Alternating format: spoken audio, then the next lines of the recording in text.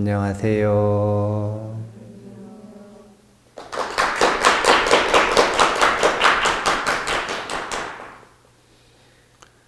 오늘은 신년법문 시간입니다.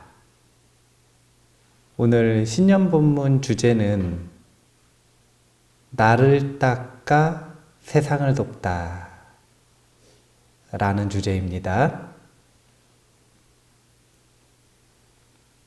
동지법문 날 26년 붓다마을 무위의 길이라고 하는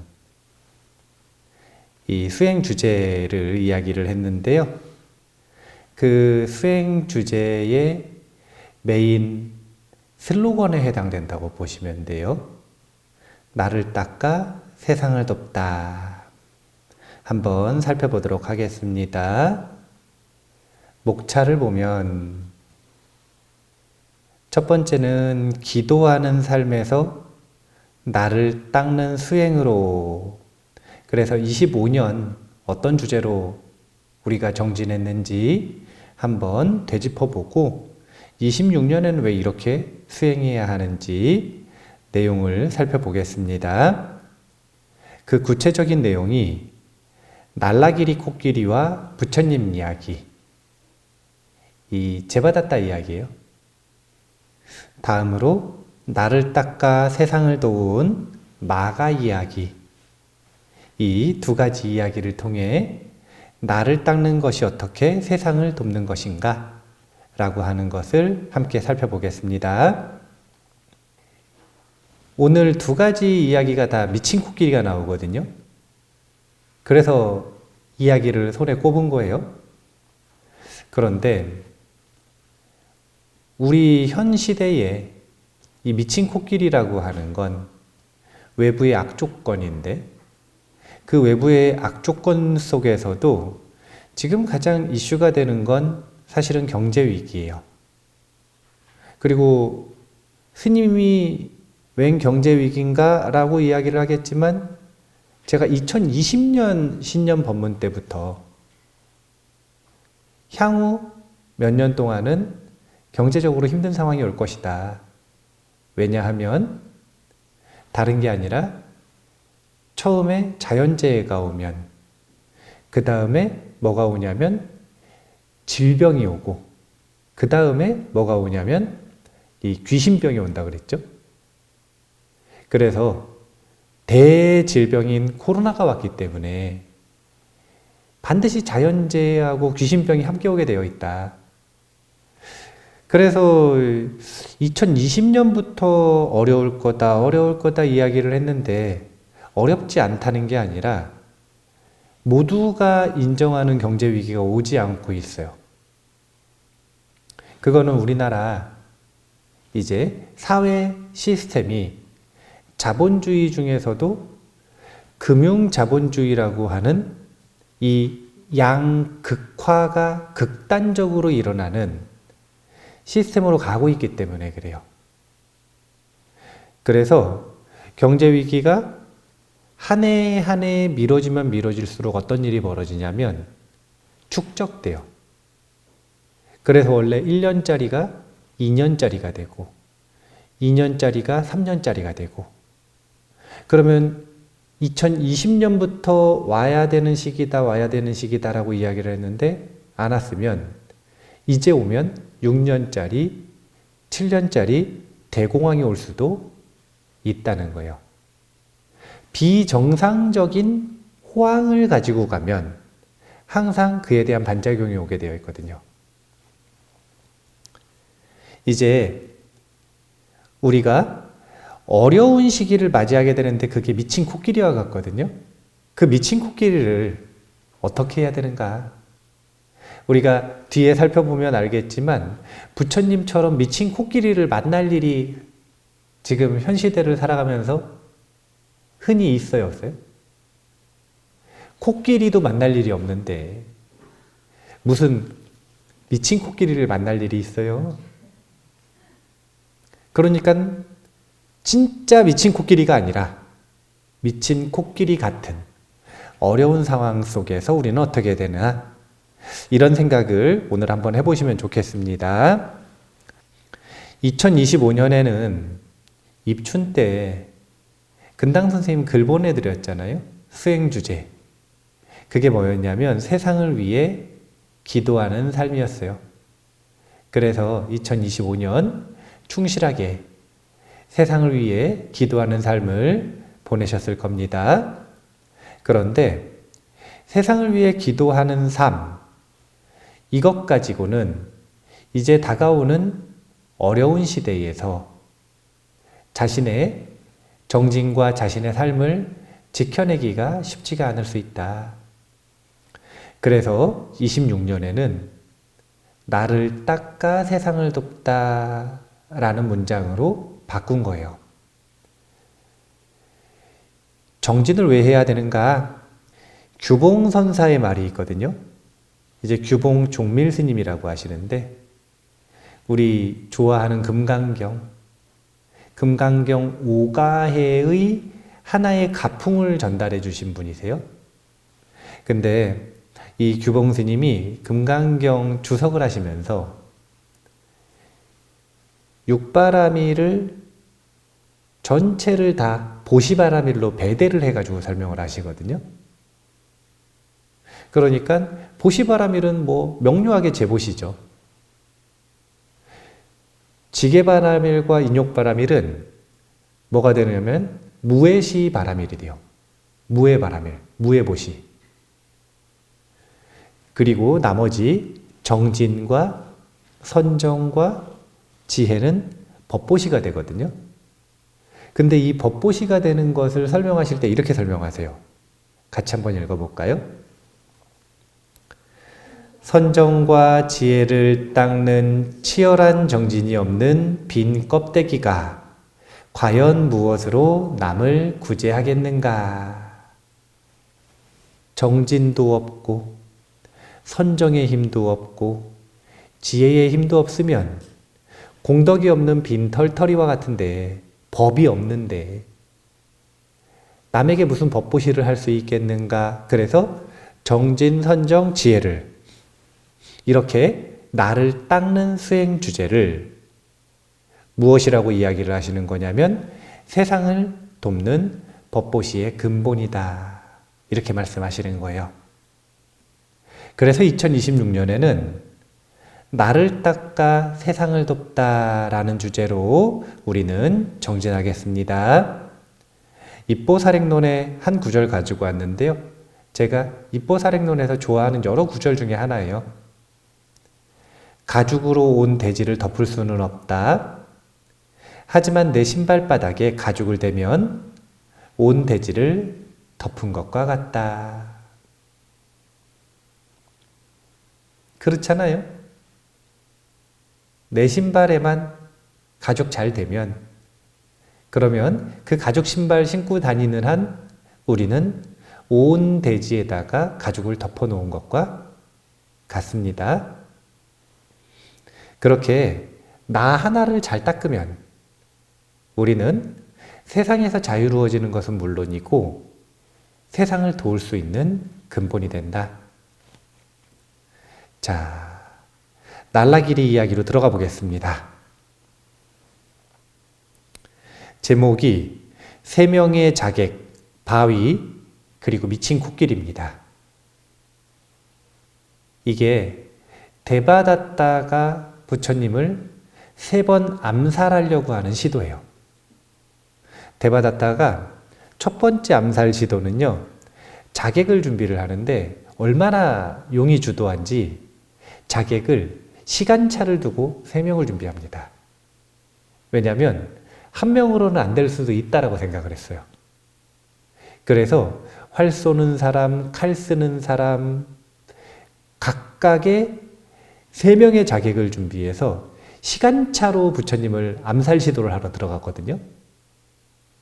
그런데 활 쏘는 사람이 부처님을 딱 만나가지고 활을 쏘려고 그러는데 부처님을 딱 보니까 부처님의 모습을 보기만 해도 활을 쏠 수가 없는 거예요.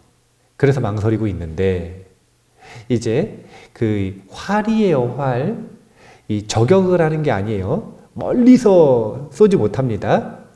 가까이에서 활을 딱 쏘려고 그러는데 부처님을 쏠 수가 없으니까 부처님께서 그를 딱 붙잡고 설법을 해주시는 거예요.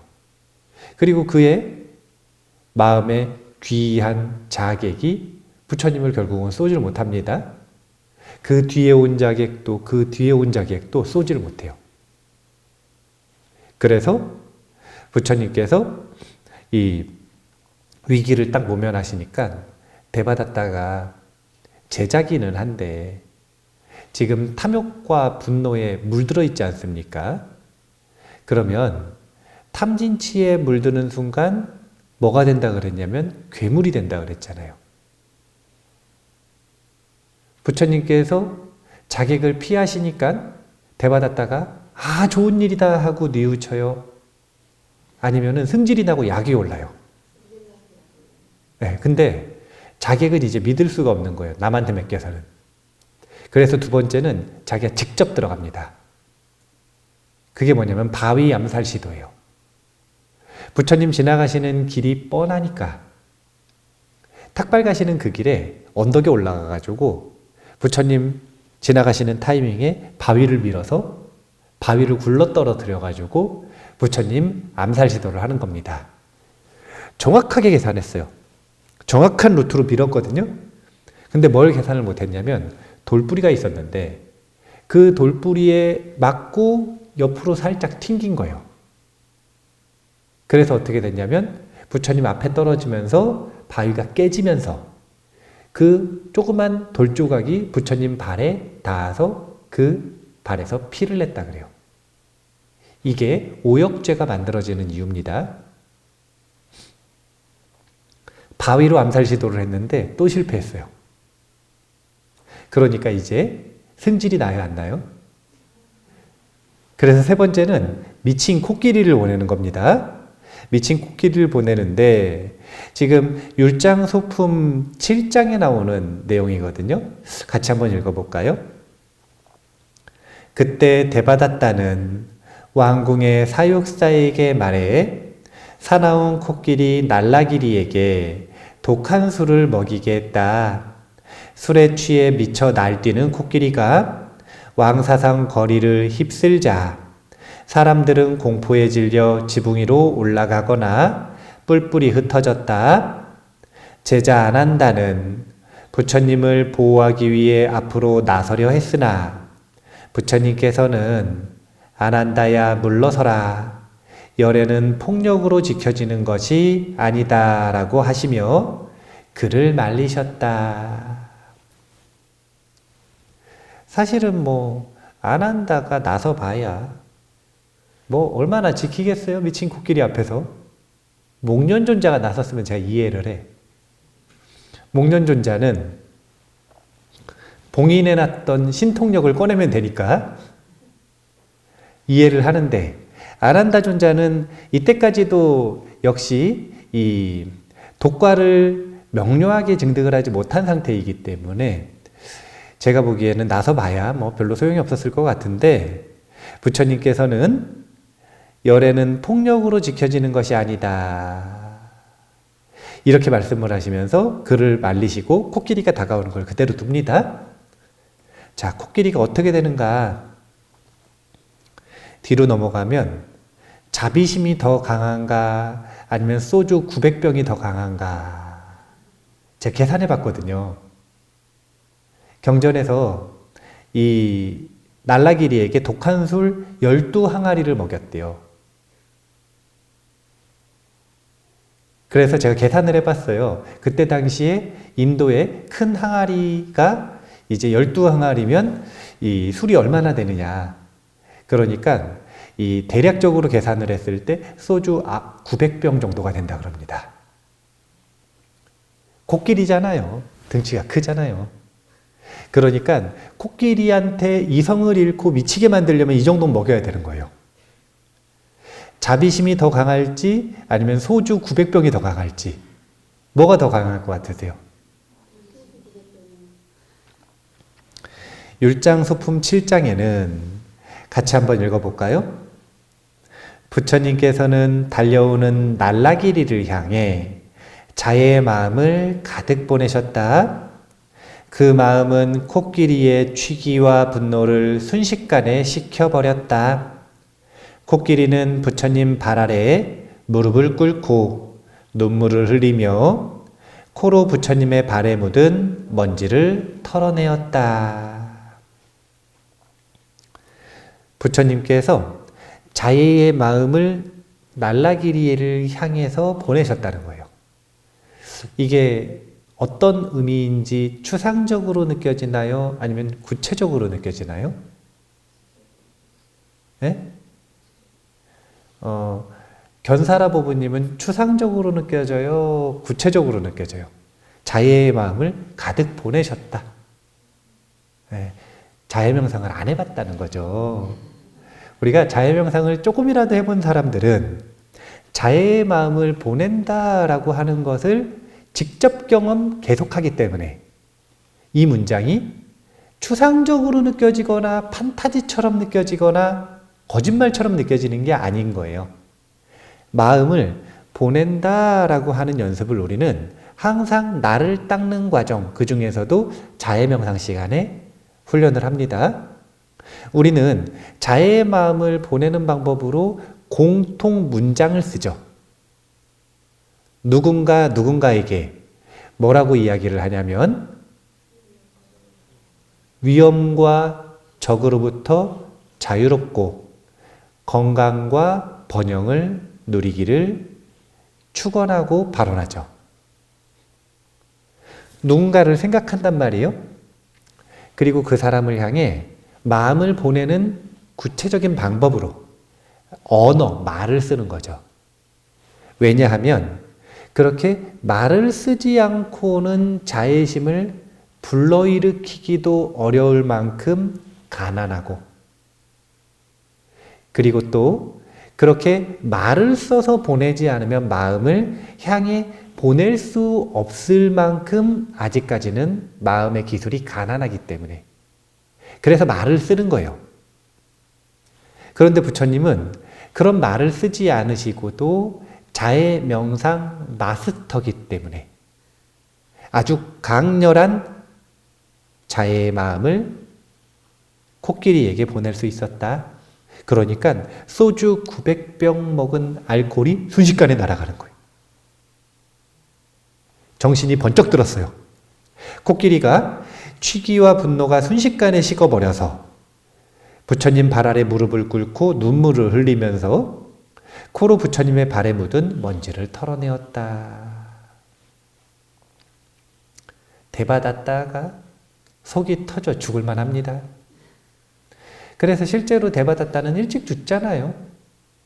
이제 우리 전승에서는 부처님한테 죄송하다고 참회하러 가다가 이 제타와나 앞에 제타와네 이 입구에 들어가기 전에 그 땅이 갈라지면서 땅으로 빠져서 그대로 무간지옥에 빠져서 돌아가셨다, 이렇게 이야기를 하시죠. 이게 전승에 나오는 이야기거든요. 근데 이것도 그냥 무슨 뭐 판타지가 아니라 그 싱크홀 같은 게 있었을 수 있어요. 얼마든지. 그래서 땅에 꺼져서 죽음을 맞이했다 이거예요. 근데 그것이 무간지옥에 빨려 들어갔다, 이렇게 비유가 되는 건데, 그런 식으로 빨리 죽음을 맞이하게 됩니다. 코끼리도 나를 닦아 자비심과 공덕을 충만하게 가지고 있는 분에게는 도움을 받는데, 고집을 가지고 있는 인간만, 심지어 수행자라고 하는 이 비구조차, 수행자이기만 한 게 아니에요. 대바다따는 선정을 통해 신통도 가지고 있었어요. 신통을 가지고 있는 선정력이 뛰어난 수행자조차 번뇌에 사로잡히면 어떻게 되는 것인가? 괴물이 되고 부처님도 못 알아보는 거예요. 소주 900병을 먹은 코끼리도 알아보는데, 부처님께서 이 코끼리를 보시면서 제자들에게 그때의 상황을 이렇게 개송으로 말씀하셨습니다. 같이 읽어볼게요. 코끼리야, 미친 마음으로 날뛰지 말라. 미친 마음은 스스로를 해치고 비참한 길로 이끌 뿐이다. 분노를 버리고 마음을 닦아라. 그래야만 진정한 평온에 이를 수 있느니라. 미친 코끼리가 옵니다. 우리가 같이 미치면 안 되거든요. 그래서 부처님께서는 미친 코끼리에게도 말씀해 주신 것이 있고, 이런 상황이 다가왔을 때 제자들이 어떻게 해야 하는지도 말씀해 주신 거예요. 미친 코끼리를 보고 같이 평온이 깨지고 안심이 깨지고 불안해지면 그 미친 마음이 자신의 마음에 전염되게 되어 있어요. 그래서 부와 내동에서 함께 동조해서 자비심에 동조시키지는 못할 망정 같이 미쳐서 날뛸 수가 있는 겁니다. 이것은 스스로를 해치고 비참한 길로 이끌 뿐이다. 이 마음을 닦고 평온에 이르러야 한다. 부처님의 말씀입니다. 자, 그렇다면 이런 문제의식이 있을 수가 있어요. 자, 부처님은 아주 강렬한 자비심을 보내셨어요. 미친 코끼리가 소주 900병을 먹고 지금 달려옵니다. 그때 도망가지 않고 부처님의 이 대자비심을 보내서 그 순간에 살아남으실 수 있겠어요? 자신의 입장이라면? 저는 그냥 좀 빠르게 도망갈 것 같은데, 최대한 편안한 마음으로 불안을 최대한 조절하면서 이 호랑이 아가리에 들어갔다고 생각을 하고 정신을 똑바로 차려서 살아날 구멍을 찾을 것 같은데, 이 이야기는 무슨 얘기냐면 부처님의 무연자비심이잖아요. 자비심의 완성. 부처님의 위대한 자비심과 격이 달라요. 우리 범부의 자비심은. 이런 초라한 나의 자비심으로 도대체 뭘 할 수 있느냐, 이렇게 생각할 수 있어요. 물론 그래가지고 나를 닦는 건데, 근데 그럼에도 불구하고 범부의 자비심도 세상을 바꿉니다. 틱낙한 스님 문장 같이 읽어볼게요. 평화는 우리 자신에게서 시작됩니다. 내가 평화로울 때 세상도 평화로워집니다. 세상이 왜 이러냐고 자꾸 말할 게 없어요. 내가 그런 거예요. 내 주변은 왜 이런가 자꾸 말할 필요가 없어요. 내가 그런 거예요. 저건 누굴 닮아서 그래, 이렇게 말하지 마세요. 나 닮은 거예요. 내 지인들, 내 주변 사람들은 나 닮았어요. 나 닮았어요.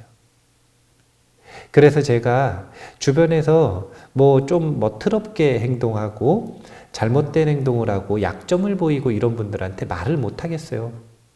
왜냐면 분명히 나를 보고 배웠거나 나에게 영향을 받았을 텐데, 그냥 스스로를 되돌아보고 스스로 부끄럽게 여기고, 그리고 그분이 잘못하시면 어쩔 수 없죠. 제가 책임져야죠. 반대로 생각을 하면 그만큼 내가 닦고 내가 자비심을 익히고 내가 공덕이 생기면 그러면 낙수효과라는 게 생기거든요. 내가 가난한 사람이었다가 부자가 되면 그 공덕을 가지고 있는 만큼 주변에 낙수효과가 생기는 거예요. 우리가 초라한 나의 자비심이라고 생각할 게 아니라 어떻게 해야 되냐면 나를 닦아 세상을 바꾸고 세상을 도울 수 있다는 걸 믿어야 돼요. 제가 무슨 믿습니까? 이런 말 하는 거 아니에요. 원리가 그렇다는 겁니다. 마가 이야기로 넘어가 볼게요. 마가 이야기는 제가 아예 교재를 가지고 왔습니다. 마가는 샥갓천왕의 전생, 제석천왕의 전생입니다. 그러니까 제석천왕은 이 영구직이 아니에요. 복진 타락할 때까지 제석천왕을 하는 거거든요. 그러니까 현 제석천왕, 현직 제석천왕의 전생이 마가였고, 이 마가가 제석천왕이 되는 결정적 공덕을 지은 삶의 자상속 이름이에요. 마가청년 이야기 한번 같이 보면, 그곳은 먼지가 많고 더러워서 발을 딛고 서 있기가 힘든 곳이었다. 그는 그곳을 발로 대충 치우고 서 있었다. 그러자 다른 사람이 자기를 밀어내고 그 자리를 차지했다. 그는 화내지 않고 또 다른 자리를 깨끗이 하고 서 있었다. 이사를 갔어. 더러워요? 그래가지고 발 디딜 곳조차 없으니까 어떻게 했냐면 발로 쓰레기를 탁 치우고 자기가 서 있을 만한 공간을 만들어서 거기 서 있었던 거예요. 근데 갑자기 주변 사람이 와가지고 그 사람 밀어내더니 자기가 그 자리 위에 서 있어. 승질이 납니까? 안 납니까? 나야 되죠. 근데 마가는 그게 아니라 그냥 화내지 않고 옆에 쓰레기를 또 치우고 그 자리 위에 서 있었어요. 그러니까 이번에도 어떻게 해요? 또 와서 밀어내고 거기를 서 있어요. 승질이 나요, 안 나요? 나야 되죠. 근데 화를 안 내는 거예요. 왜냐하면 마가는 평범한 범부 청년이었는데 믿음을 가지고 있는 게 하나 있었어요. 그게 뭐였냐면 보시공덕이 천상의 길을 만든다라고 하는 믿음을 가지고 있었어요. 그런데 가난하니까 재보시를 그동안 못했던 거예요. 그런데 자기가 발로 슬쩍 치워가지고 공간을 만들면 사람들이 좋아해요, 안 좋아해요? 그래서 와서 뺏을 만큼 좋아해. 그러면 생각 하나만 바꾸면 되는 거 아닙니까? 이건 뺏기는 게 아니라 내가 보시하는 것이다. 이게 이 밑에 있는 문장이에요. 같이 읽어볼게요. 내가 한 일을 모든 사람들이 좋아하는 것 같다. 내가 한 일이 다른 사람들을 행복하게 한다면 이것은 공덕을 짓는 행위임이 틀림없다. 그는 이렇게 생각하고 삽을 들고 와서 탈곡장만큼 큰 땅을 고르고 깨끗이 치웠다. 그러자 많은 사람들이 와서 그곳에 서 있었다. 날씨가 추워지자 불을 피워 그들을 따뜻하게 해주었다. 이게 선행도 계속 발전하는 거란 말이에요. 우리도 보면은 극락김치를 나눠주겠다고 처음에 생각을 했다가 극락김치를 만드는 과정에서도 사람들이 좀 편하면 좋겠으니까 이 테이블도 많이 갖다 놔. 이거 뭐야? 컨테이너라 그래? 벨트도 갖다 놔. 그 다음에 양념 섞으면 허리 아프니까 양념 섞는 기계도 갖다 놔. 거기다가 저기 넓지만 그늘에서 하니까 추우니까 좀 좁아도 두 군데로 옮겨서 양지로 옮겨가. 계속 생각을 하잖아요. 그래서 어떻게 하면 더 사람들이 편하게 해줄 수 있을까? 더 무엇인가 베풀 수 있을까? 이런 것들을 끊임없이 고민하는 거 아닙니까? 그래서 남을 돕는 방법도 끊임없이 업그레이드를 해나가는 건데 지금 이 마가는 그렇게 이제 땅을 치우는데 대량 생산을 하기 시작하는 거예요. 발로 슬쩍 치우는 게 아니라 삽을 들고 와가지고 이제 도구를 들고 왔어요. 그래서 탈곡장만큼 큰 땅을 골라요. 사람들이 오잖아요? 그럼 이제 거기다가 난로를 펴줘. 그러면 사람들이 이제 아주 행복해요. 근데 그럼에도 불구하고 계속 땅을 뺏기고 또 땅을 뺏기고 그러니까 사람들이 와서 묻는 겁니다. 뭐라고 묻냐면 선생님 무슨 일을 하고 계십니까? 그러니까 마가가 하는 이야기가 저는 천상으로 가는 길을 닦고 있습니다. 저도 함께 닦겠습니다. 좋습니다. 함께 닦도록 합시다. 잘 닦은 길은 오고 가는 사람들을 행복하게 해줍니다. 그래서 천상의 길을 닦는 크루가 형성이 되는 겁니다. 마가와 33명이 함께 천상의 길을 닦는 마라톤을 시작하는 겁니다. 우리는 요즘에 달리기가 유행이잖아요. 달리기가 유행이에요. 우리 시골에서는 안 달리지. 달릴 분들이, 할머니들이 달리기가 힘들잖아요. 그러니까 이 달리는 모습을 잘 볼 수가 없지만 저기 서울이든 아니면 서울이 아닌 도시에 가면 달리는 사람들이 참 많아요. 그럼 그 사람들은 왜 달리는 거예요?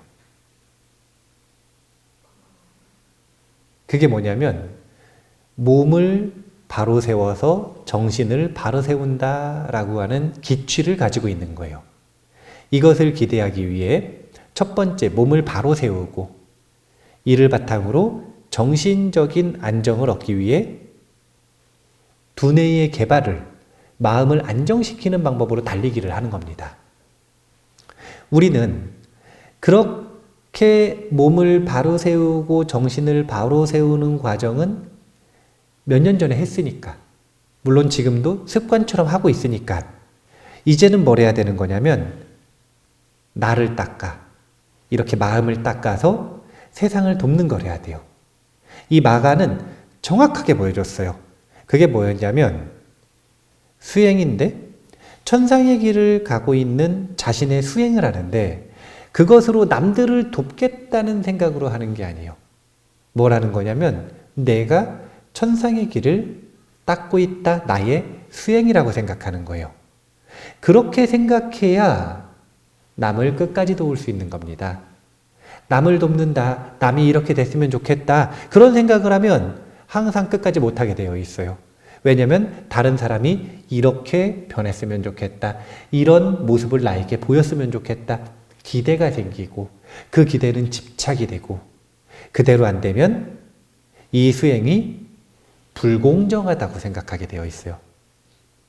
그런데 나를 닦는 수행이라고 생각을 하면 다른 사람들이 와가지고 내가 청소해 놓은 것 뺏는 것, 이거는 진짜 기쁜 일이라. 그것도 끊임없이 뺏어주잖아요. 그러면 진짜 기쁜 일이에요. 왜냐하면 이제 공덕을 짓는 공장이 생기는 거나 마찬가지거든요. 천상의 길을 갈 수 있는 가속도가 붙어요. 엄청난 일이죠. 천상의 길을 가는 것, 이것만으로도 나에게는 모든 보답이 다 이루어졌어요. 세상 사람들이 나에게 보답을 하든 하지 않든 아무런 관계가 없어요. 나는 이미 전부 보답받았다.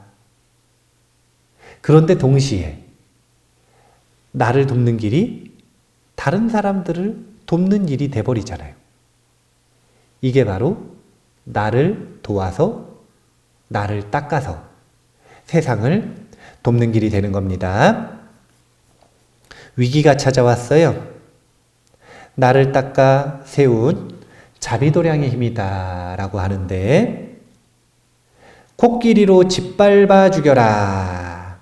33명의 젊은이가 이제 모함을 당합니다. 그래서 왕이 명령을 내린 거예요. 코끼리로 짓밟아서 그들을 사형을 시켜라. 그러니까 코끼리가 이제 자기를 밟아 죽이려고 미쳐 날뛰는 코끼리가 다가옵니다. 이 33명의 청년들과 함께 마가가 당부의 말을 하는 거예요. 뭐라고 하는 거냐면 같이 읽어볼까요? 벗들이여, 우리에게는 자비 이외에 다른 의지처가 없습니다. 그러니 마음을 고요히 가라앉히고 아무에게도 증오심을 품어서는 안 됩니다. 우리를 밟아 죽이려는 왕과 촌장과 코끼리에게 자비의 마음을 가득 채워 보내십시오. 천상의 길을 닦으면서 마가는 청년들보다 일찍 시작했잖아요. 그러니까 그래도 마음이 조금 더 성숙해요. 범부예요. 부처님 아니에요. 그냥 범부예요. 독과를 얻은 청년도 아니고 선정력이 있는 청년도 아니에요. 그냥 일반 범부 청년, 평범한 청년이에요. 그냥 조금 청년들 중에서 보면은 특이한 가치관을 가지고 있는 청년들 있잖아요. 그리고 그 가치관을 열렬히 신봉하고 실천하는 그런 청년 있잖아요. 그냥 그런 청년이에요. 그 세계관은 뭐였냐면 시계생천, 베풀고 도덕적인 삶을 살면 천상에 태어날 것이다. 이 믿음이 강렬하고 그리고 실천이 따라왔었던 그냥 그런 청년이에요.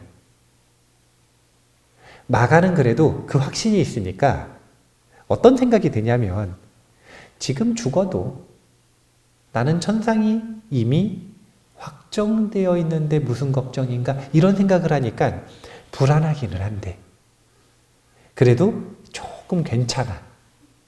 하지만 함께 동조해서 천상의 길을 닦았던 친구들은 아직 무르익지가 않았기 때문에 너무 불안한 거예요. 그리고 승질이 나. 원망이 들어요. 왕은 말이야 알아보지도 않고 승질이 막 나지 않겠습니까? 그러니까 다독이는 거예요.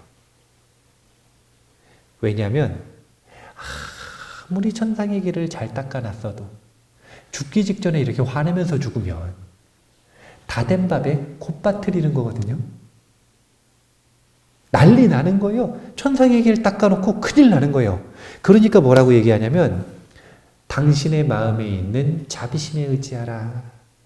이게 당신의 마음이 바로 자비도량이다. 이렇게 얘기하는 거예요.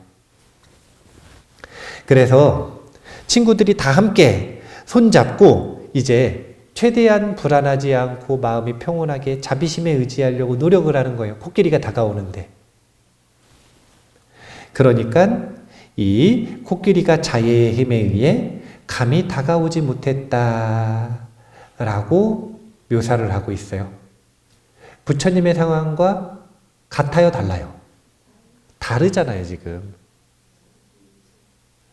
부처님께는 어떻게 했냐면 와가지고 눈물을 흘리면서 콧등, 코로 발을 먼지를 닦았잖아요. 귀의하는 마음을 일으켰죠. 여기서는 그냥 감히 다가오지 못하는 정도예요. 그러니까 자애심의 크기가 차이가 있다는 거예요, 없다는 거예요? 있다는 거죠. 33명이 집단 명상을 해도 부처님의 자애심만큼 크지는 못한 거예요. 하지만 그럼에도 불구하고 범부의 자비심조차 코끼리를 변화시킨다. 법구경 개송 30번입니다. 옆에 내용이 있는데요. 같이 읽어볼게요. 마가와는 제멋대로 방일하게 살지 않고 바르고 착하게 살아 신들의 왕이 되었다. 그러기에 바르고 착한 삶은 찬탄할 만하고 방일한 삶은 비난받아 마땅하다. 제멋대로 방일하게 살지 않고 이게 뭐냐면 나를 닦았다는 거예요. 그리고 그것으로써 신들의 왕이 되었다.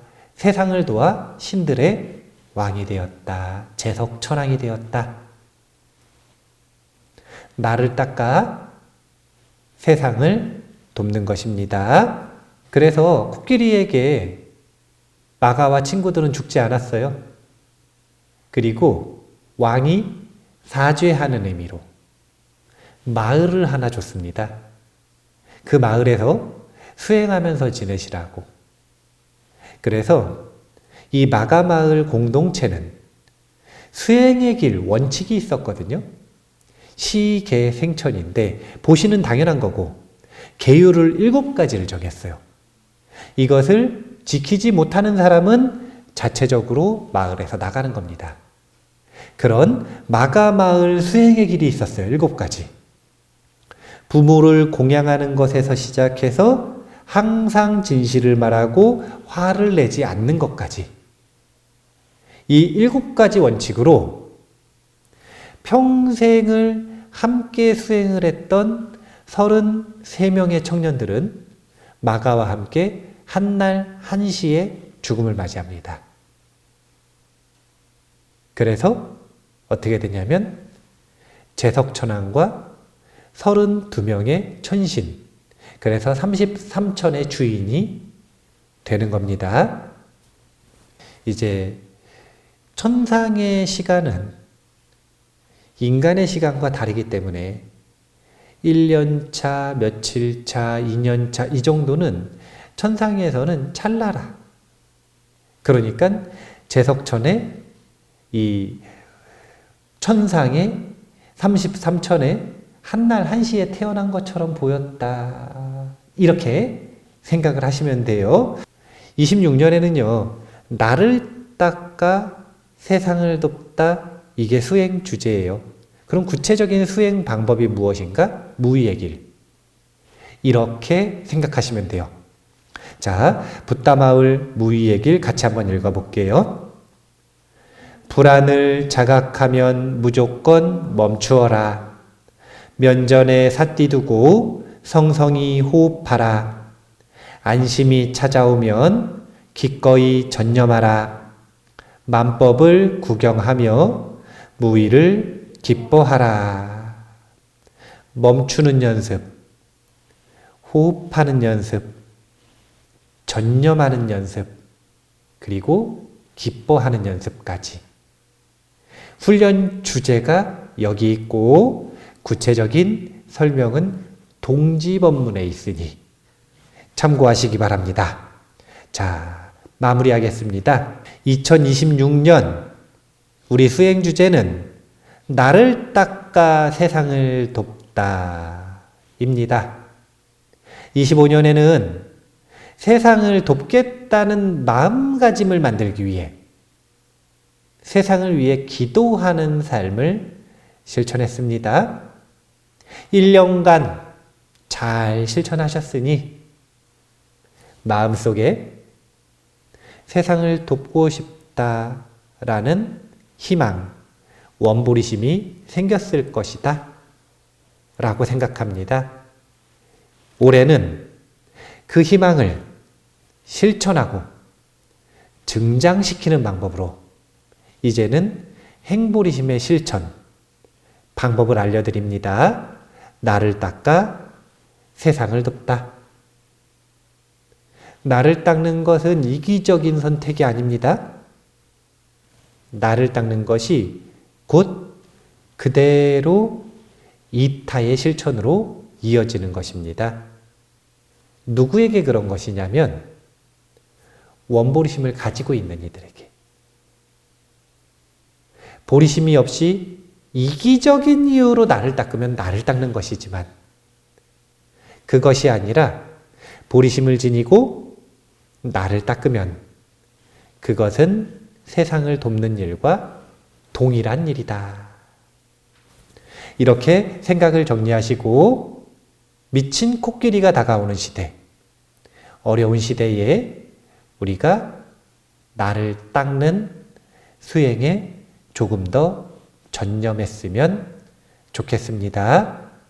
무위의 길 훈련 방법을 기준으로 꼭 26년에는 무위를 기뻐하는 그런 수행의 성과를 경험하시기를 바라겠습니다. 오늘 신년 법문 이만 마치도록 하겠습니다.